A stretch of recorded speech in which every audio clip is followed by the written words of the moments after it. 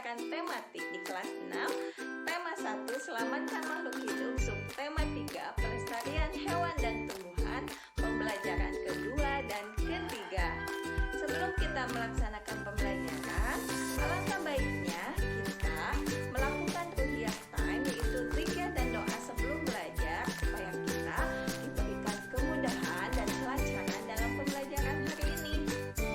Baik anak-anak hebat, kita mulai saja pembelajarannya. Perhatikan penjelasannya. Tema 1, selamatkan makhluk hidup. Subtema 3, pelestarian hewan dan tumbuhan. Pembelajaran kedua dan ketiga. Materi yang akan kita pelajari hari ini adalah penerapan Pancasila dalam kehidupan sehari-hari, perkembangbiakan hewan dan tumbuhan. Hai anak-anak hebat, apakah masih ingat dengan pengamalan sila-sila Pancasila? Baik, marilah kita hubungkan dengan menggunakan tanda panah dari sikap dengan sila Pancasila yang sesuai.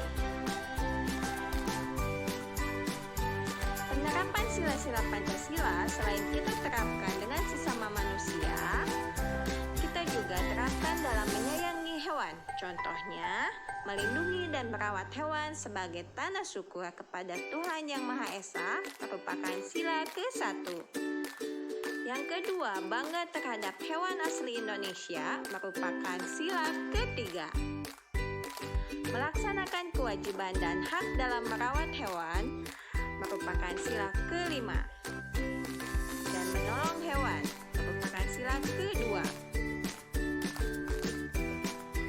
Apakah kalian memiliki hewan kesayangan atau hewan ternak di rumah? Marilah kita membedakan hewan kesayangan, hewan ternak, dan hewan liar. Berikut adalah hewan ternak, hewan kesayangan. Di antaranya ada anjing, kucing, kelinci, dan lain-lain. Yang kedua ada hewan ternak. Di antaranya ada kambing, ayam, sapi, dan lain-lain. Yang ketiga ada hewan liar. Di antaranya ada singa, gajah, jerapah, badak, panda, harimau, zebra, dan yang lainnya. Berdasarkan hewan tersebut, marilah kita jawab pertanyaan berikut. Yang ke-1, apakah perbedaan antara hewan kesayangan, hewan ternak, dan hewan liar? Yang kedua, apakah kalian perlu melestarikan ketiga jenis hewan tersebut? Yang ketiga, sebutkan manfaat ketiga jenis hewan tersebut bagi kehidupan di bumi. Selanjutnya yaitu perkembangbiakan tumbuhan. Tujuan tumbuhan berkembang biak adalah untuk melanjutkan keturunannya. Perkembangbiakan tumbuhan dibagi menjadi dua, ada generatif dan ada juga vegetatif. Generatif yaitu perkembangbiakan dengan cara kawin melalui penyerbukan dan pembuahan.